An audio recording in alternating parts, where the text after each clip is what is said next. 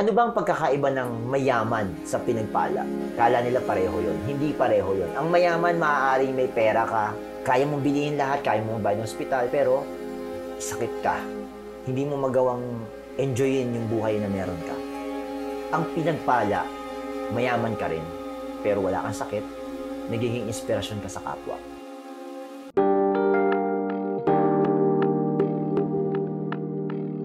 Magandang araw sa ating lahat. Narito tayo muli sa Joey Vargas TV program. Joey, pakilala mo ating guest. Yes! At guest natin si Ambassador Tantuco. Welcome, Ambassador. Yes. So, pag-uusapan ho natin about sa product na tinatawag nating Miracle Peptide. Magandang araw sa mga nanonood ng Joey Vargas TV. At ng iyong program. Yeah, Tantuco TV pala. So, joint forces po ito. Yan, oo. Ano nga ba itong Miracle? Okay, so si Miracle Peptide, it's a T technology na stem cell siya. Nakakatulong talaga na number one, mapabata tayo. Pangalawa is, mapagaling yung mga sakit na nararamdaman natin. No? So, ibig sabihin kung sakit ang pinag-uusapan, walang limit ba ito? Dun sa experience namin for past how many years, makikita talaga natin minsan yung mga imposible na.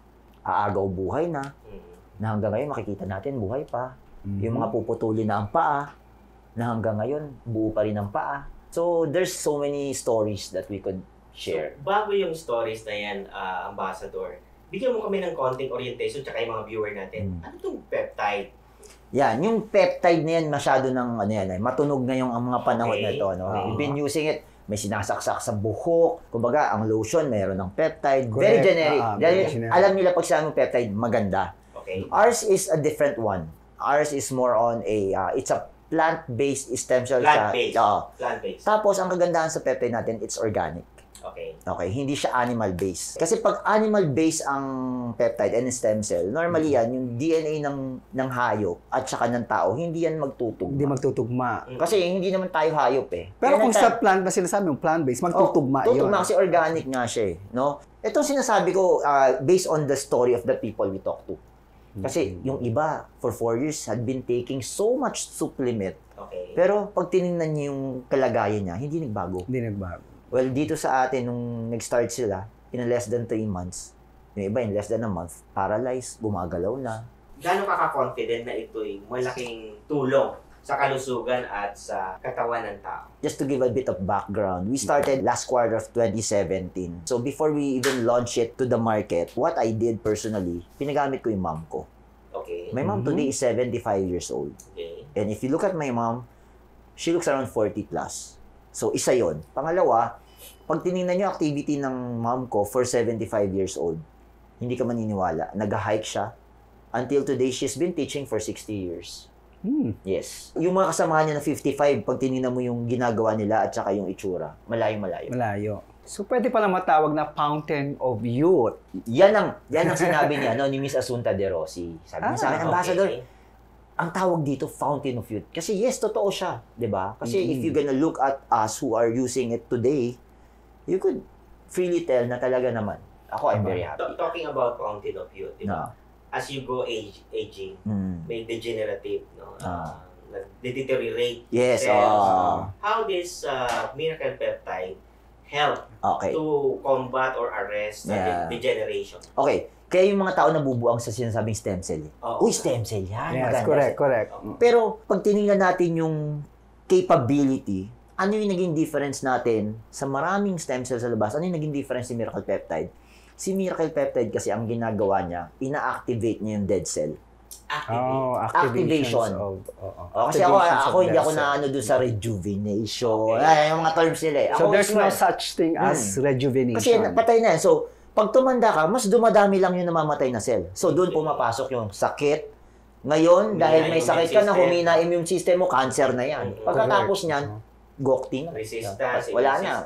Wala na yung system mo. If na-activate na yung dead cell, ibig sabihin, lumalakas ngayon yung performance ng organs natin. From the heart, liver, kidney, lahat yan. Ina-activate niya. So, bumabata siya. Now, if your heart is 20, 30 years younger, and it's pumping totally powerful, then the blood flow is okay. If your blood flow is okay, so you could sleep properly. If you could sleep properly, then everything would Be normal. Yeah, it follows everything good. Diba? Yun naman ang problema ngayon. Anong problema ng tao? Hindi makatulog. Yes. Totoo. Diba? Yung mga Anxiety. Anxiety. Okay. Bakit? Kakaisip. No, Stress. stress niya, diba? Yun na yun eh. Oo. That's overall stress sakit eh. sa puso, madalas. Doon na pupunta yan. Pero sinasabi ko sa tao, kahit gaano karaming vitamins, we've met a lot of people drinking 15 vitamins a day. Isa lang tanong ko, bakit may sakit ka pa rin? So, hindi vitamins ang solution. Dahil 70% ang body natin composed of peptide. Very interesting itong packaging kasi most of the supplement nakalagay no therapeutic link. Ito walang ganun. Wala. At saka hindi tayo supplement. Tama. We are stem cell ang tawag sa atin, T-technology. When you take this, pinapahinto talaga namin ng supplement. Okay. Dahil when you take peptide, ang gagawin niya, ilalabas lang niya yung supplement mo muna. Saka dito napansin ko, meron ba tong yung titong natin yung approved by the... Oo naman. Ayan, ang dami. International. Kahit sa Dubai, meron tayong meaning. Yung mga certifications. Yeah, meron tayong FDA, meron tayong halal. Ito mga to, mga international standard yan, mga yan. No? Tapos may ministry tayo sa Dubai. Actually, sa Dubai, ano yan, talagang hinahanap dyan. Kasi nakita nila, nung tinry nila yung gizmo, immediately they feel something. Nabanat yung ano nila, skin. May diet bang kailangan isabay pag ito'y ginagamit? Wala naman. Actually, pag nagpe-peptide ka, yun ang kagandahan dito, lahat pwede mong kainin. Okay. Yeah. Hindi tayo, bawal ka kumain. Pero meron lang siyang restriction for 2 hours. You cannot eat dairy products. So, if you could lessen taking of this dairy products. Natural, organic. More on organic, natural. Balik ako doon, Ambassador, doon sa sinabi mo na lahat pwedeng kainin. Yeah. Paano ko ang isang tao, kunyari, taas ang cholesterol niya, nagtitake siya ng gamot ng cholesterol, mataas ang sugar niya, kailangan niya mag-take ng sugar. Tapos sabi mo, pagka-take niyan, within 2 hours, hindi siya pwedeng kumain ng mga dairy. Although, syempre, yung concern natin, yung mataas ang sugar, mataas ang cholesterol. So, pagka-take ba nun, pwede na siya kumain, kaya sabi mo, lahat pwede niyang kainin. Oo nga. Diba? Okay, ganito. Give yourself at least a month na continually. Syempre, kung ano yung hindi nyo kinakain, ganun lang muna. Kasi we're on a process of... May transition. May transition tayo eh. Pero ito yung good news. Yung midway mo na ginagamit na to, ine-enjoy mo na yung journey mo sa Miracle Peptide, pwede mo na unti-unti ibalik. So, pero so, as it started naman, unti-unti muna, kagaya na sila. Tapos nag-crave ka. Kain ka lang. Tikim ka lang pag nag-crave ka. Kasi ang hirap naman you live life, lahat bawal. Tama. You live life kahit anong dami ng pera mo, hindi mo naman ma-enjoy. So ito, si Miracle Peptide, yung pwede niya i-promise sa atin is pwede mong enjoyin yung buhay mo. As you go along, habang nabubuhay ka, na-enjoy mo yung pera mo. Na-enjoy mo yung pamilya mo. Nagagawa mo yung gusto mo. Nano-normalize niya ang mga blood sugar mo, lahat. The cholesterol, lahat. Kung ang magagawa niya sa'yo is, you can live your life happily and normally. Masakit isipin pero the age of 28, I met people, may maintenance na. That's sad, diba? Bata, ang dami ng sakit. Diabetic na. Yung mga, maraming babies na umiinom nito. Oh, yeah, talaga? Yeah. Asan dinadaan sa bottled nila? Yeah, minsan sa baso naman, gano'n. Tapos lately, meron kaming yung mga SPED, yung mga may problema, mentally mga bata. Nung nag-start nag-take nito, lahat ng gamot na pinapainom nila, wala na. So, safe din pala sa bata. Yeah. It's very good. Share ka pa ng ibang mga testimonial na gumamit ang product. Sige, si Miss Asunta De Rossi. So, we know the story. For 16 years, hindi nagkaanak to. Hindi talaga siya nabuntis. And this is an open book naman to everyone. When we were talking in Palawan, lagi niya sinasabi, Ambassador, sobra ako na-stress kasi, alam mo, mga kasama ko artista, kakasawa pa lang, may baby na. Sabi ko lang sa kanya, alam mo, huwag kang mag-alala. Mabait ang Panginoon. Ito na, inintroduce ko na nga yung Miracle Peptide sa kanya. So, she started the journey. Tapos sabi ko lang, kwento mo na. Kasi masarap pa rin yun habang ine-enjoy mo siya. Meron rin tayo natutulungan. Tama. Sabi ko, malay mo, by mga April, buntis ka na. Truly enough, she called me March 16. Sabi niya, Ambassador, pangalaw ka sa mga sinasasabihan ko. Sabi ko, ano yun? Siyempre ako nabubuang dahil lockdown eh. Buntis ako. So napatalon ako. Sabi ko, Sabi si Alex kasi, 16 years. Si Alex yung una 7 eh. Si Alex De Rota. Tapos ako, ang sabi ko lang sa kanya, marami kang ma-inspire na tao. Si Atoy Llave, which is the owner of Atoy Customs. Yung gumagawa ng sasakyan ng mga celebrity. Isa Aquino, Ivana Balawi, yan, mga yan. He's been taking this one supplement, also they call it stem cell. So, hindi ko na babanggitin. Wala nangyari. So, pag-take niya neto, siya mismo nagulat. Actually, hindi ako yung kausap niya. One of my people. And then nagulat siya parang less than 5 days. Nawala yung back pain niya, nawala yung spasm niya. So sabi niya, sino yung pwede ko makausap dito na medyo mataas yung posisyon? So I met him personally. And truly enough, until today, he's one of the people who's keep inspiring a lot of people. So I really encourage him to share. I'm very happy if you see him, nung umattend siya ng kasal ninong siya, mas mukha pa siyang bata doon sa kinasal. Si Dr. John Knight. Dr. John Knight is yung pamangkin ni Herman Moreno. Walang tulugan. Walang tulugan. Look at him today, hindi ko na kailangan magsalita. At the age of 65, he looks so young. Laging umaalis, pumunta ng Baguio. Alam mo nga, teenager, these are things that money cannot buy. Ano yung pinaka-worst bago si Joby magkwento? So yung pinaka matindi dito is yung lupus patient. When you talk about lupus patient, hindi yan pwede mabuntis na. Dahil sa ini-inject na pain reliever, mamamatay yung yung egg cell nun tsaka sperm. Inaanak ko to, what happened was, sabi niya, Ninong, meron akong lupus. Sabi ko, gano'n nakatagal? Sabi niya, almost 2 years na. Sabi ko, ba't niyo ka lang tumawag? Sabi niya, kasi lumalabo na yung mata ko. I let her use this one. Then, November yan of 2017. January, tumawag sa akin. Sabi niya, Ninong. Sabi ko, yes, buntis ako. Sabi niya, nagulat yung doctor. Kasi sabi ng doctor, by the way, ma'am, I just want to inform you, pag nabuo yung bata at lumabas yan, pwedeng walang kamay, walang paa. And truly enough, after that, after 9 months, nung lumabas yung bata, very normal. That's good. In everything. So, these are miracles. These are things you cannot explain. Kaya siguro tinawag na miracle. Kaya siya miracle. Peptide. Kasi katulad ni Miss Asunta De Rossi, they've been freezing cells and everything, inject. Just for the viewers to understand, kahit anong IV, ang isaksak nyo, kung yung vessel ng babae may problema, hindi yan mabubuo. Kahit anong turok niyan, million yan It takes millions and millions of pesos At the end of the day, kailangan yung vessel mo ready. So that's what we could do Yung maging normal yung katawan mo. So, tama. Actually, ito ang story ng Miracle Peptide. Inalok lang sa akin ng isang kaibigan. So, nagkwento siya. And then, medyo na-amaze nga ako sa kwento ni Sheila. And then, nagkita kami ni Ambassador. And then, in-explain naman nila. And then, pagka-take ko ng Tusha Shea. Yes, and then, yung effect niya, pagka-uwi ko, parang mga ilang oras lang ata yun.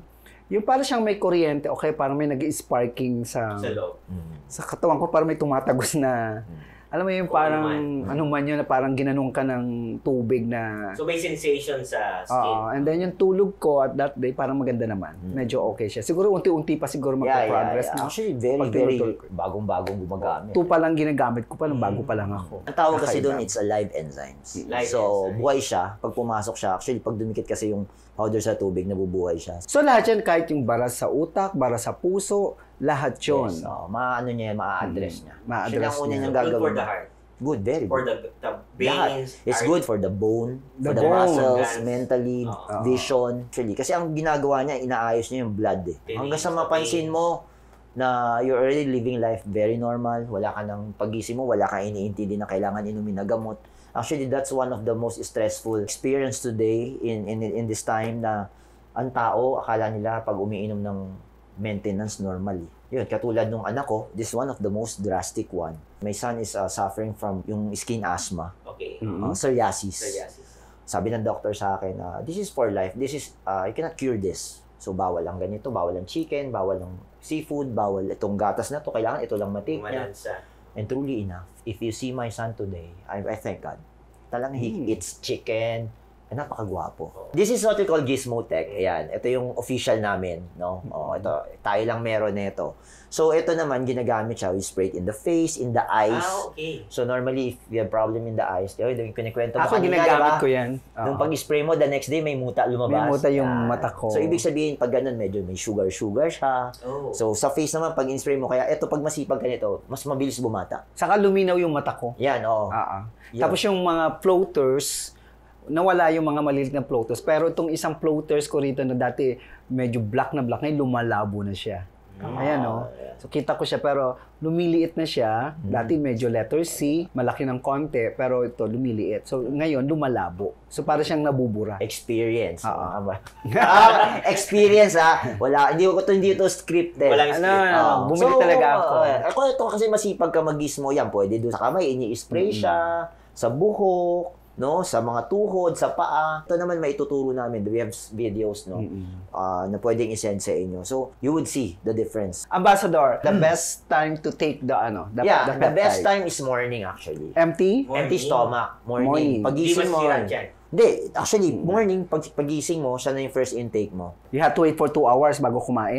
Hindi naman, you can eat. Yan, gusto mo kumain ng longganisa o kanin, pwede yan. Pagkainom, kailangan kain agad? Pwede naman kumain, syempre kung hindi, gutom ka. Baka kailangan pa ng konting hindi naman, pwede kang kumain, basta wag lang dairy products, butter, cheese, milk, coffee, chocolate, mga ganyan. Ako kasi, what I do, after drinking it, nagko-coffee ako hapon na.